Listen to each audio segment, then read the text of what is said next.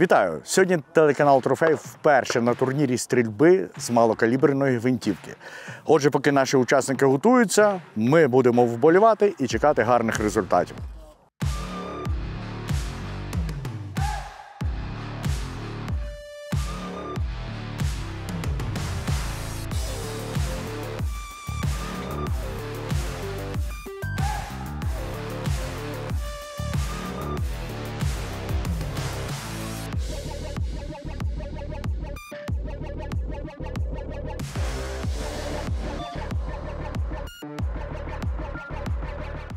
Як ми говорили, в цьому році по малокаліберній гвинтівці за правилами ПРС буде відбуватися 3 змагань. Це перші змагання, весняні ігри. Далі будуть ще влітку і далі будуть іще восени.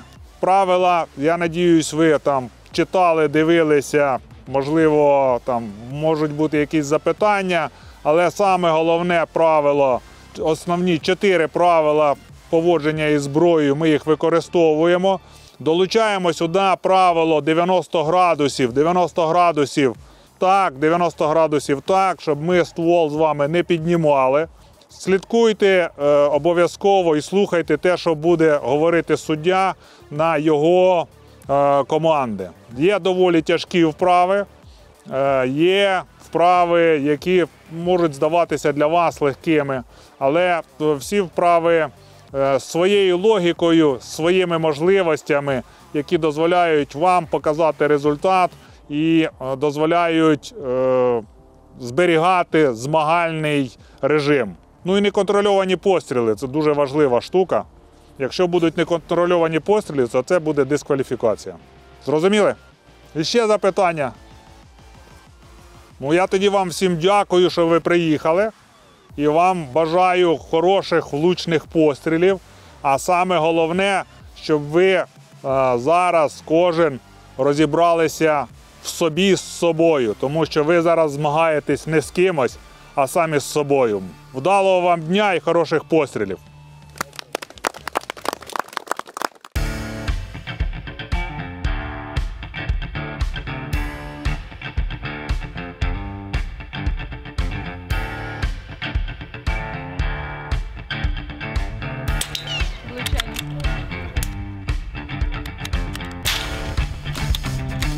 Олександр, про сьогоднішній турнір, що відбувається, розкажіть трошки більше.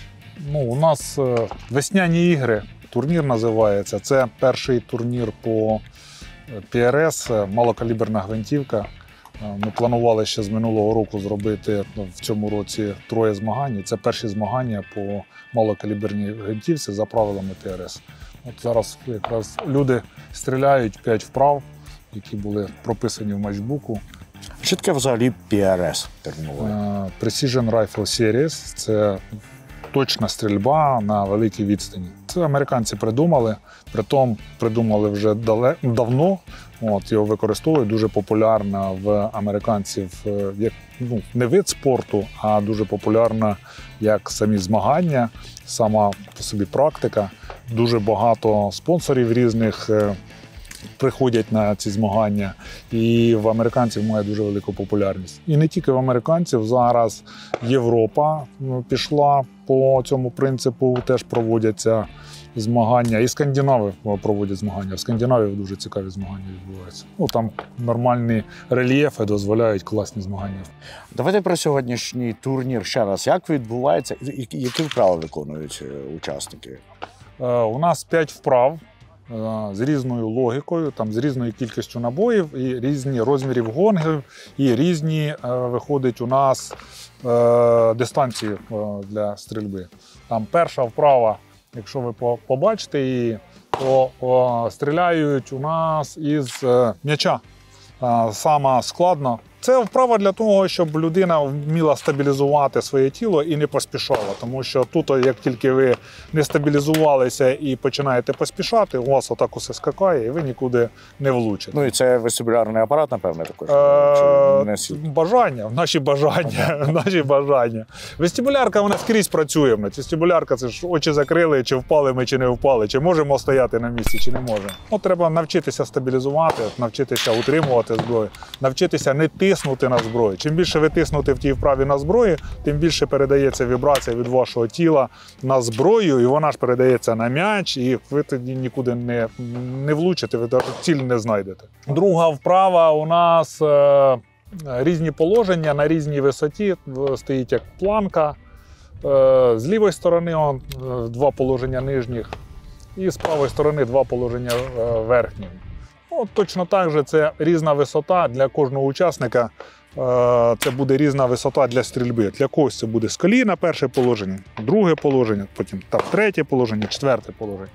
Так як ми маємо різну антропію, наші там зріст, наші дані, то для кожного учасника в цьому положенні якесь місце буде незручним, а якесь буде зручним. І воно буде для одного нижнє буде зручне, а для другого нижнє буде таке незручне, що він його не зможе. І це буде залежати, наскільки люди можуть збиратися і можуть концентруватися на своєму тілу для того, щоб тіло не заважало при виконанні пострілу.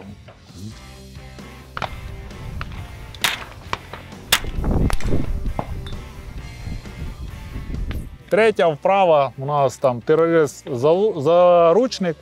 В чому прикол? В тому, що у нас великий гон, а за нього виглядає маленький гон. І треба влучити в маленький цей гон. От, не травмувавши великий. Можна влучити і великий, але не зараховуються ті влучання. От, тому тут ви змінюєте позицію кожен раз, коли ви стріляєте. Тобто виходить, що ви з однієї сторони стола стріляєте, потім переміщаєтесь на другу сторону стола, і ви постійно переміщуєте, з цим збивається ваше дихання, ви робите різні кроки. Якщо у вас є кроки зайві, то ви тратите більше енергії, ну і там зайняти позицію, прицілитися, вистрелити. Ну, це важлива складова стабілізація, швидка стабілізація, яку ви можете зробити. Четверта вправа, цікава вправа, стоїть трипод, в ньому підвішена сумка, це рухома така частина. Ви вставляєте туди зброю і стріляєте в гонги. Притом гонги на цій вправі 3 дистанції, починаючи від 25 метрів і закінчуючи 150 метрів. Ти повинен відпрацювати по 3. Так. І ти стріляєш 1, 2, 3, потім назад 1, 2, 3. От. І так стріляєш. І п'ята вправа, вона у нас названа обмежений простір, а суддя сказав, що 3 кола аду. Ага, 3. Чому? Тому що різного діаметру кола, і ви з триподом там повинні зайняти позицію, і з кожного кола відстріляти свої... Не виходячи, так. І не тільки не виходячи, а у вас і трипод стоять повинен, і ваші руки-ноги не повинні виходити за межі кола. А ви кажете, обмежень немає. Якщо я жирний залізу до кола, я ж там не зроблю пострілу. Це ж ваша проблема, не наша. Це ж не до нас, це до вас. 22-й РЛ – це для початківців? Ні. Ну, взагалі малокаліберна гвинтівка. Ні, малокалібер, це існує таке. Люди думають, що 22 ЛР – це тільки для початківців. 22 ЛР – це, якщо стріляти стандарт, то це олімпійський вид спорту. З нього стріляють, лежачи з коліна, стоячи. Але 22 ЛР – це в першу чергу практичний калібр, який дозволяє вам усвідомити проблеми, які знаходяться з вашим тілом. Тому що немає віддачі, немає великого звуку. От, і людина, її психіка не реагує на це, вона отримує задоволення. І якщо людина починала стріляти з якихось більших калібрів і при цьому всьому собі нав'язала якісь проблеми, в неї з'явилися якісь проблеми при стрільбі, то їх виправити можна з 22 ЛР дуже швидко і дуже класно, тому що стріляючи з 22 ЛР, вона зрозуміє, що в неї відбувається з тілом. Щось доточити можна навіть з великого калібру повернутися. Так. Люди, я рекомендую людям починати з 22 ЛР і потім, якщо у вас щось не виходить, то повертатися до 22 ЛР для того, щоб ви могли на ньому відпрацьовувати і розуміти, що відбувається. А взагалі хто може бути учасником таких турнірів? Може бути початківець, наприклад, я? Да, можете бути і ви. І на всі змагання, які відбуваються, я рекомендую людям приходити для того, щоб у них не було психологічного сумніву, що я ще трішки підготуюся, а тоді прийду і покажу, який я молодець.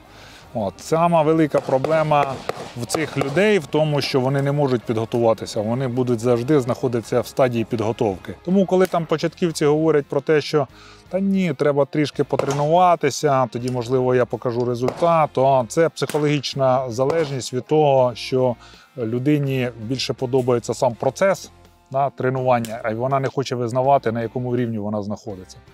Змагання – це завжди точка росту. Для будь-якої людини, чи там вона професійно тренується, чи не професійно, це завжди точка зросту. А це вже така злагоджена команда учасників. Вони вже практично один одного знають, вони вже минулого року ви проводили. Да? Це більшість з них вже були учасниками. Проводили, так. Ну, стрілкова сама по собі братія, вона не дуже велика. І, в принципі, ми але комунікується. Вона комунікується, ми їх всіх там знаємо, дуже багато знаємо. От. Ну, вона там поділена на різні види по стрільбі. Да? Ті, що малокаліберні, то можуть стріляти і в 308-му, да? Ну, в цих по ПРСу, по наших змаганнях. От. Але ті, що малокаліберні, можуть стріляти ще, буває, проводять як бенчрест з малокаліберної гвинтівки, ну, на групи стріляють. От. Тому процес людей, заміщення, да, який відбувається взагалі в Україні, він доволі повільний і доволі, ну, скажімо так, люди переміщуються з класу в клас, да, а прирост цих людей він не дуже великий. Після початку повномасштабної війни в Україні чи збільшилась зацікавленість до високоточної стрільби? На початку був бум. Всі купляли зброю, всі хотіли тренуватися. Середина 23-го року почало це все падати вниз. І зараз від того, що було раніше, залишилося відсотків 40, мабуть. Яка причина? Причина тому, що стрілків не стало, багато загинуло. Багато стрілків перемістилися в Збройні сили, вони там знаходяться і в них просто немає часу для тренувань. Людей, які йдуть із цивільних, їх стає набагато менше, тому що багато виїхало. От, і заміщення цих стрілків відбувається дуже повільно. А військові можуть бути учасниками, наприклад, ваших турнірів? Так. Завжди військові є на змаганнях. Це як основа, напевне, зараз. Ну, скажімо так, це для тих, хто розуміється, вони розуміють, що змагання – це наближено до стресу. От, і вони можуть тут зрозуміти, як самим справлятися із своїм стресом. От наскільки треба працювати над собою і як треба працювати над собою для того, щоб отримати результат. Снайпер – це ж така індивідуальна, як би, скажімо так, військова професія, а тут вже конкуренція. Чи від цього є якийсь стрес для учасників? Ми ж люди, ми ж самі собі організовуємо стрес. В принципі, нічого не відбувається. Ти прийшов, повинен зробити вправу. Одну, другу, третю.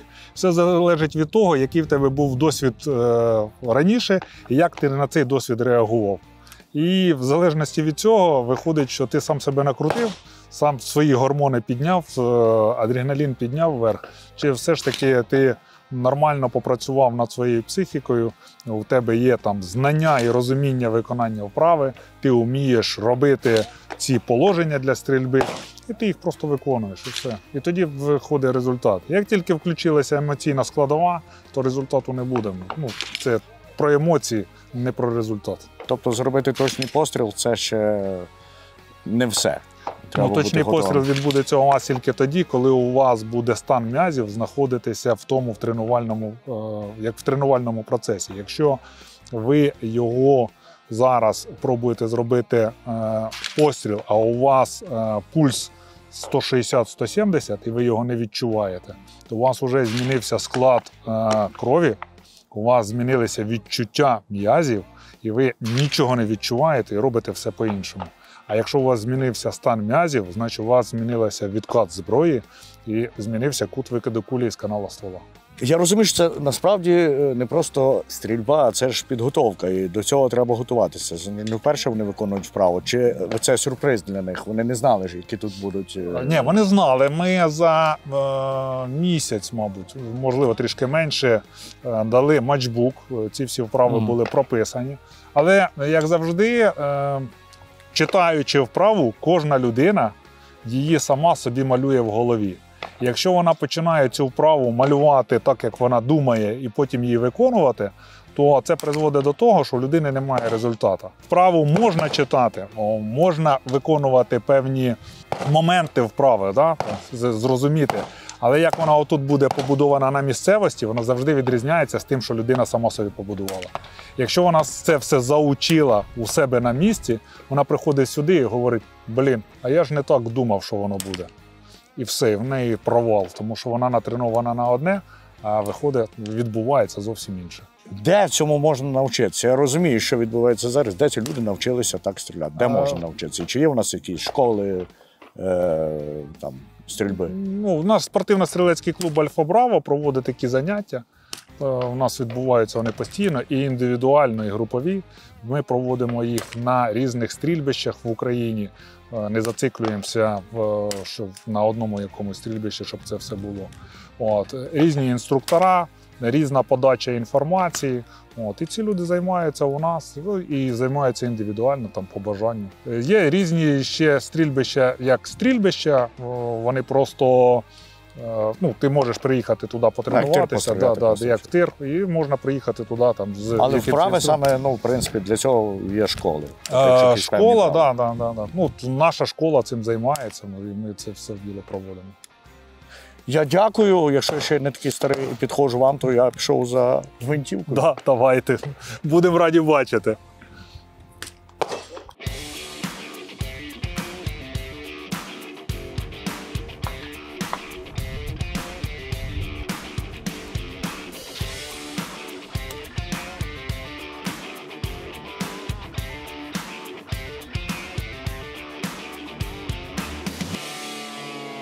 Сергій, ви суддя сьогоднішнього турніру. Як відбувся турнір? Ваші думки? Чудово. Мені дуже сподобалося. І перше, що хочу відмітити, це хороший рівень учасників.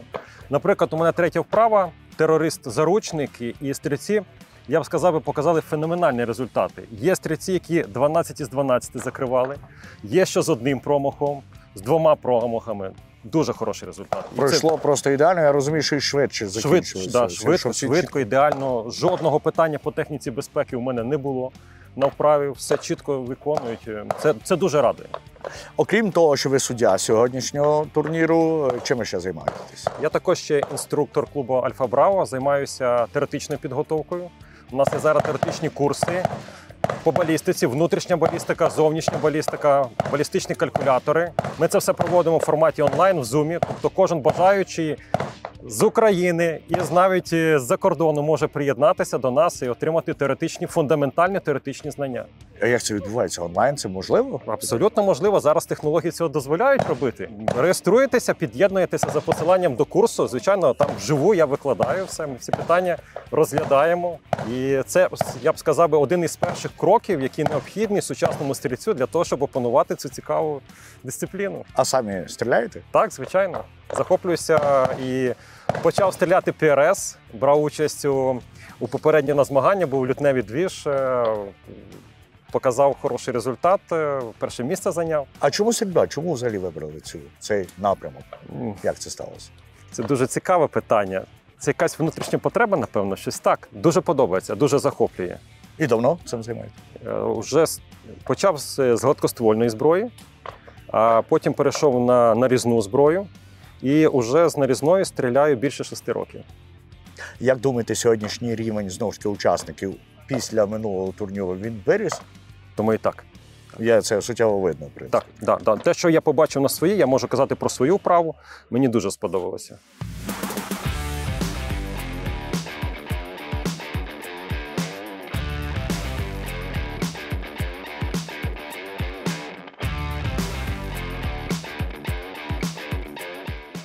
Віталій, ну що, як відпрацювали? Задоволені результатами сьогоднішніми своїми? Дякую за запитання. Сьогодні дійсно були дуже цікаві змагання, і під час таких змагань проявляється все вміння, як ти можеш комунікувати, як ти можеш відпрацьовувати ті схеми, які в тебе були на тренуванні, як кліматичні умови впливають, як впливає на тебе колектив, в якому ти працюєш разом з ними в одному складі. І у нас відпрацювання насправді це не тільки ті навики, а це ти маєш поєднати все вміння для того, щоб видати результат. І звичайно, що помилки завжди будуть, і вони завжди можуть бути об'єктивні або необ'єктивні.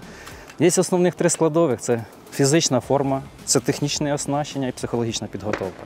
Тобто ці всі 3 фактори не дуже сильно впливають. Але враховуючи рівень наших змагань і позицію керівництва і самого керівника школи Альфа Браво, вона дуже цікава в якому плані, що самі інструктори мають не тільки приймати участь в навчанні учасників, але і по ту сторону барикад. Вони мають і приймати участь також. Для того, щоб об'єктивно визначитися, наскільки судді працювали правильно, які були зауваження, і бути на стороні учасника. Це дає нам змогу зробити ті чи інші коригування для того, щоб в подальшому ці змагання проводити ще на більш вищому рівні, проводити додаткові навчання по суддівству, по самих інструкторах, щоб все проходило на високому рівні. А ви отримали сьогодні якісь зауваження? Я хочу сказати сьогодні, що в мене, як і у всіх, людський фактор має бути у всіх, і завжди є хвилювання, незалежно від того. Звичайно, були помилки. Одна помилка може принести тобі нулі на тій чи іншій вправі, ти автоматично випадаєш вже з обойми. Ти є учасником, але ти вже не можеш претендувати на перемогу. Ти інші вправи трошки гірше. Так, якщо інші вправи відпрацював, якщо, наприклад, 80% вправ відпрацював з великим задоволенням, то одна вправа була в мене технічна помилка, і одна вправа була, власне, пісок, вітер, він заважає, і зброя просто відмовилася перезаряджатися. Тому замість 12 пострілів я зробив всього-навсього 7, із яких 6 влучив. Тому от такі фактори. А яка була найскладніша вправа і найлегша вправа сьогодні? Я вам хочу сказати, що розуміння складна вправа і нескладна, такого не має бути. Кожна вправа планується і має виконуватися в чіткому алгоритмі. Тільки тоді вона буде виконана. Якщо ми будемо психологічно себе готувати, що це легка вправа, це важка, ми ніколи не досягнемо найкращого результату. Тому що ми маємо себе готувати, максимум концентрації, максимум уваги на виконання кожного пострілу. Тільки тоді, коли ми сконцентровані на одному пострілі, тоді в нас вималюється картинка в цілому результаті і в нас будуть гарні показники. Тобто ви не робите, це легко, я це зроблю? Ні в якому разі. Це дуже груба помилка, і багато спортсменів і учасників, вони, власне, на цьому і роблять свої помилки. Тому що вони втрачають свою увагу, втрачають концентрацію і вправу тоді не виконують на повні свої можливості. Чому важливий і турнір, і саме навчання 22-го LR калібру? Я вам хочу сказати, 22 ЛР – це калібр дуже цікавий. По-перше, що він дозволяє проводити навчання із молоддю, із дітками, із жінками. Тому що із основних 6 факторів, які потрібні для влучного пострілу, у нас 6-й – це віддача зброї. А у 22 ЛР вона просто відсутня. Тому 5 основних елементів влучного пострілу ми можемо тренувати на 22 ЛР. Тому що постріл дешевий, зброя набагато також дешевша, але набагато комфортніше сприйняття пострілу. І кількість пострілів, які людина може зробити за ту чи іншу фінансову якусь одиницю, вона набагато більша. Тому можливо якраз за цей період і відпрацювати ті навики, які необхідні для вже переходу на більший калібр. Вона більш комфортніша, вона приємніша і вона не так лякає своїми пострілами самих початківців, власне. І для проведення змагань, відповідно, перед 22 ЛР потрібно не такі великі локації, не такі великі відстані для того, щоб проходити оце навчання базові. Вони необхідні. І ми рахуємо, і школа Альфа Браво так рахує, що їх потрібно починати вже з шкільного віку, десь з 5-6 класу, працювати із дівчатками, із хлопчиками, тому що наша країна вільна, ми хочемо бути вільними, і ми маємо вміти тримати зброю і себе захищати.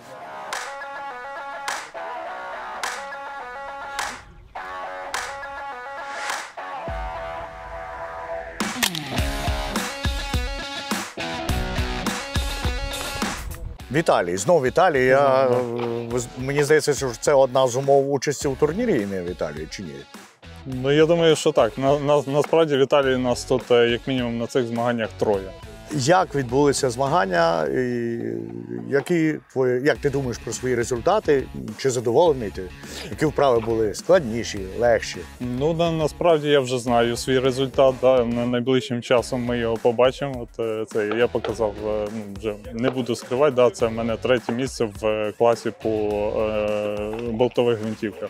Приймаю участь уже не в перший раз, і моя концепція на ці змагання, да, я намагаюся зробити, показати, що той комплекс, з яким ти працюєш, да, він не обов'язково має бути максимально дорогий. Тобто максимально там дорогий приціл, чи там спуск, чи сама гвинтівка має бути дорога. Да. Своїм прикладом я показую, що багато в чому залежить від самого стрільця. Тобто, насправді високоточний комплекс, він, як завжди, це комплекс. Так? Це стрілець, це набій, це гвинтівка.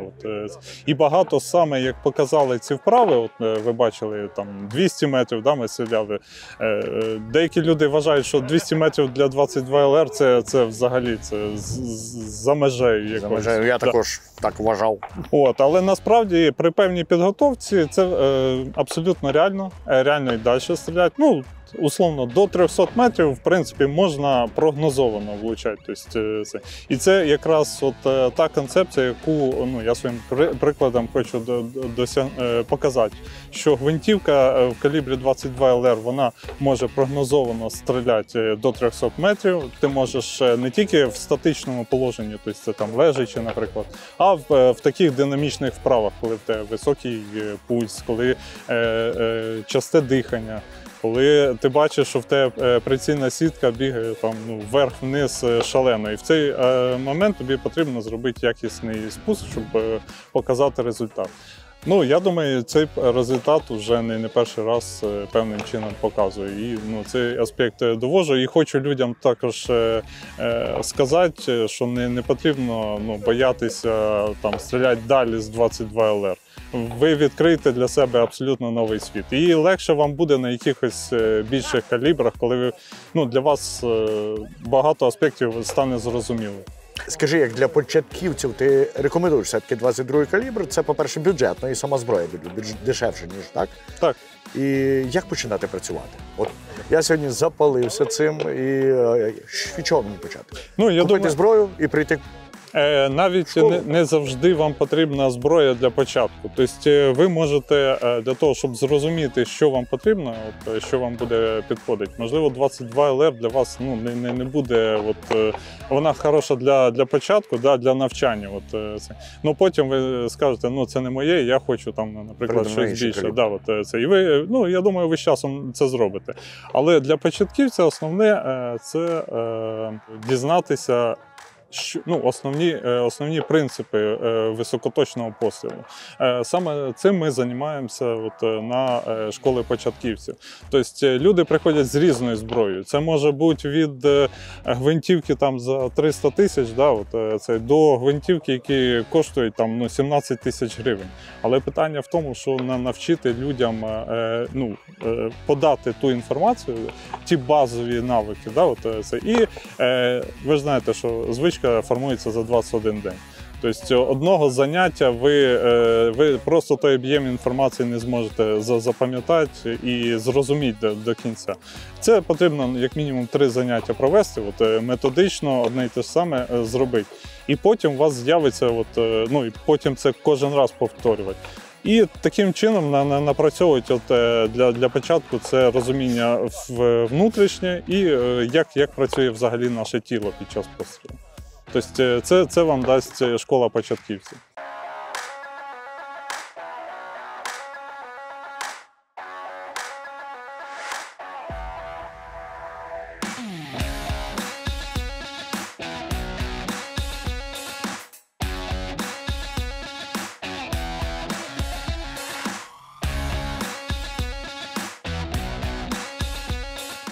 А тепер саме головне, будемо нагороджувати тих, хто найкраще відпрацював найкраще відстрілявся. Перше місце, перший номер. Льоша, я тебе вітаю. Дякую. Тримай, це тобі. Дивіться, всі ж знають, що я люблю психологію. Да? Така книжка називається «Подолай себе». Це психологія, і це якраз і про стрільбу теж. На, тобі вона буде в нагоду. Ну і честь з задоволенням. Ще раз вітаю. І інформаційний партнер наш. Олексій, ну що, я вітаю з перемогою. Це перемога в класі напівавтоматичний. Так, це напівавтомат. Дуже дякую. Як ви відчуваєте себе, які емоції? Як задоволені своїм результатом? Задоволений, так, результатом несподівано. Ось, в принципі, багато тренувався, тому є результат. Є в мене гарний вчитель. Ось, Максиме, передаю тобі привіт. Дякую за ті часи, ті зусилля, котрі в нас вкладаєш, пройшли не зря. Які вправи були складні, наприклад? Було щось такого, що важко було Для мене проходити? складна вправа була, це саме остання. Там була стрільба на 200 метрів, трохи незрозумілий вітер, і в мене зброя не була пристріляна на ту дистанцію, намагався якось щось нащупати. Ні разу не влучив. Ось. Але взяли себе в руки і... Ну, за рахунок інших вправ, так, докрутили, вдалося. так? Да, вдалося. Готуєтесь до наступних змагань? Так, звичайно, буду готуватися, буду приймати участь. Дуже гарна атмосфера, гарний колектив. Ось, і завжди радий змаганням. Ось, їду як на маленьке свято. Дякую вам. Дякую вам. Наступних перемог. Дякую. Побачимо. Дякую.